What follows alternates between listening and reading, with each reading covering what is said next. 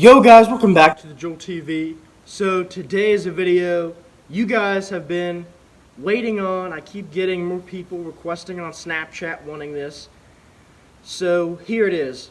This is my official player ranking, ranking the 12 players, including myself, from the July Hoop series. Now before I share with you guys my ranking, I want to show you guys 3 different lists here. And just to let you guys know, the way these ranks are supposed to be, and I try to explain it to them, is it's not about who's better than the other, and it's not about who has the most potential. Example, going to play basketball for a college or something. It's not about that. It has nothing to do with the future or long term. This had to do with how did we play that day. Just compare it just off of one day, and you think, Joel, that's only a one-day sample size. How can you really tell? Because people can have bad days. And I understand that. It wasn't even my best day, right? It wasn't a bad day. This list has to do with how you play with a team, not about one-on-one ISO individual games. This is about how you play with a team, team chemistry, team communication.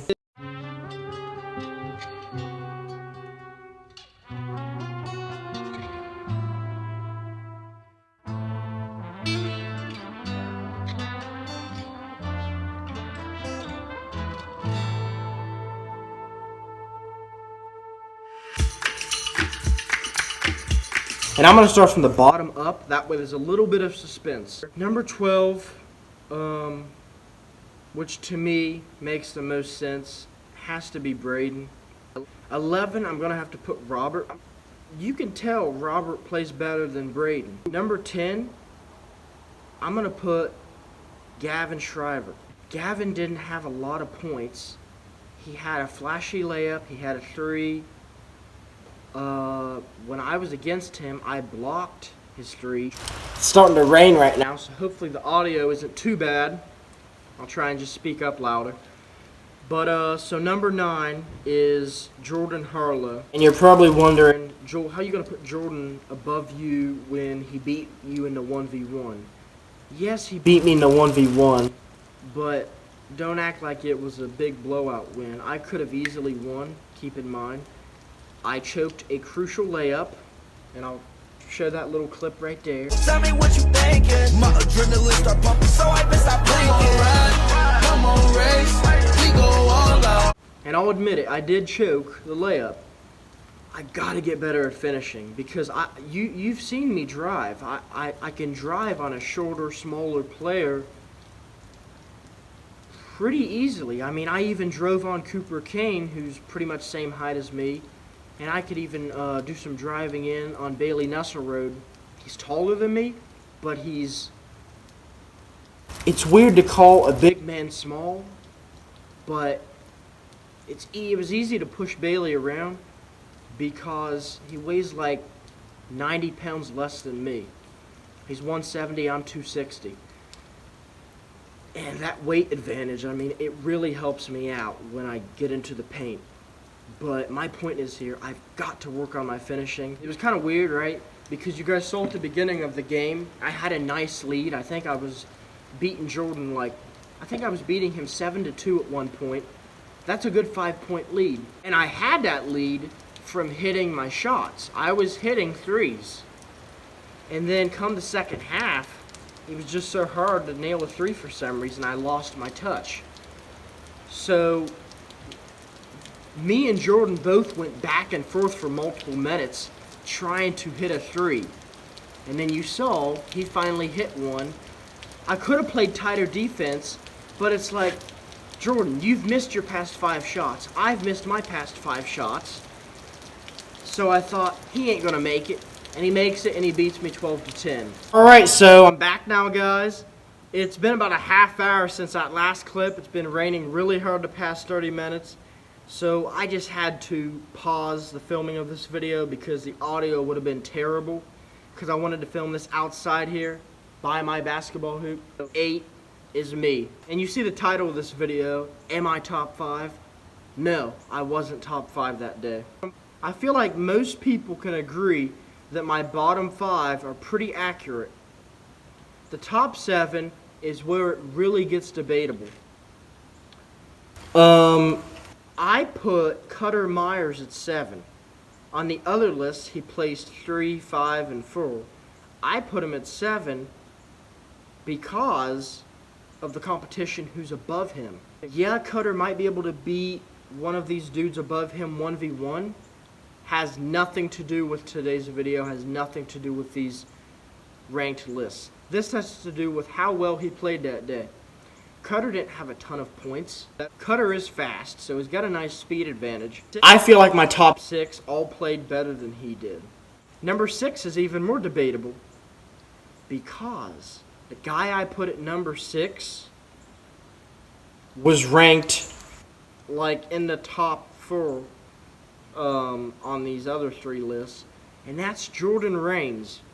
Yeah, I put Jordan Rains at 6. But I can explain.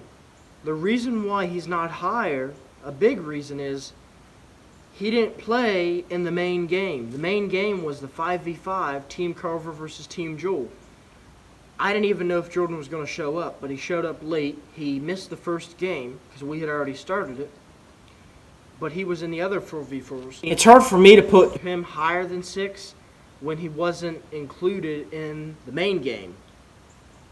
The main game was the game that we scored, that the 2 teams scored the most points in, I believe. Because the other games, we didn't go to 21. So not as many people could score as many points. Number 5, which I think most people will agree my number 5 is fine because he placed 6 on one list. He placed 6 on another list. Oh, okay. So he was 6 on all the other 3 lists. And I put him at 5 here. And that's Hunter Shriver. Hunter definitely played better than the bottom half. You really have to watch all the videos to do this judging correctly. Because if you watch one video, you're only seeing like 1 or 2 games of the highlights. We played like 11 or 12 different games that day. I was only able to get 8 on video, I think. Yeah, because my phone had died. But Hunter just seems more consistent than Cutter and Jordan. Consistency is a big thing. Hunter can nail a lot of his shots, and he knows when not to shoot. That's about basketball IQ being smart. You got to know when not to shoot. And I'm talking to myself right now because I make a lot of dumb shots, and as a viewer, it's always easier to judge someone else when you're not out there playing. But I'm going to judge myself because that's the way I'm going to improve and get better. I need to stop making dumb shots. And that doesn't always mean you got to pass as soon as someone passes you the ball. But it's about timing and knowing when to shoot, because I saw different times in the video, it's like I could have threw a pass to the right, or I could have waited. If I would have waited another second after I pump fake somebody or do a little hezzy, it's about the timing and knowing when to shoot. Number 4 here is one I think is really underrated. I don't understand why he was ranked lower on these other lists. He was ranked 7 on Jordan's. He was ranked 7 on Collins.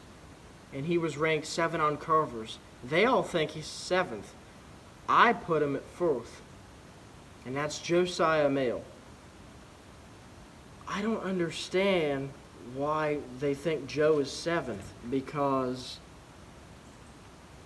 he outran a lot of the guys.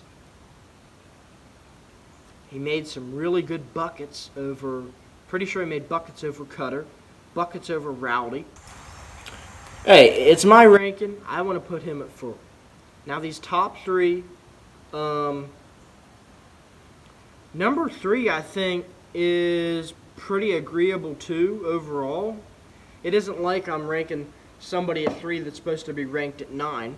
I'm ranking someone at 3 that was ranked 5, 5, and 4 on these other 3 lists, and that's Rowdy Williams.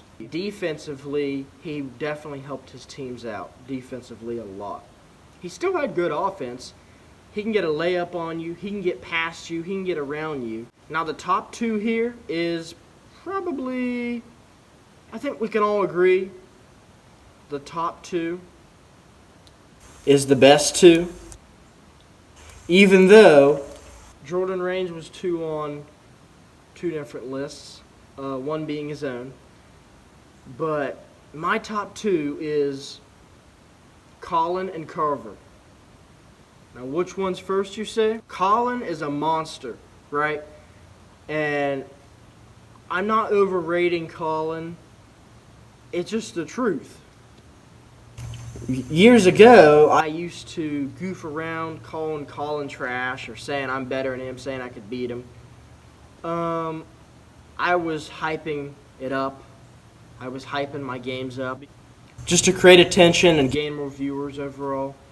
But we all know Colin's beat me every time, 1v1. Why do you guys think I picked Colin first? Because me and Carver were team captains for the first main game of this July Hoop Series. I picked Colin first because I don't want to be against him. Plus, because if Colin and Carver were on the same team, that would be so unfair for that main game. I mean, when I say Colin's a monster, is he's not one-sided. He doesn't just play good on one side of the court. He's great on both sides. Defensively, he's like a wall for a lot of people. It's hard to get past him. He'll block you. He'll steal the ball. And then offensively, you guys saw everything I'm talking about. You guys saw it in this series. He just bodies people in the paint. He's stronger than everybody. He even gets double teamed in the paint and still makes layups, right? He gets his own rebounds and he nails the second attempts. Colin was number one. It's not debatable. It's really not. Colin played better than Carver did that day. So that is my official ranked list. If you guys don't mind, you guys can comment your list. There's 12 players. Just number it. Throw it down. Thanks for watching today's video. Subscribe down below. And I'll see you in the next episode here on the Joel TV. Peace.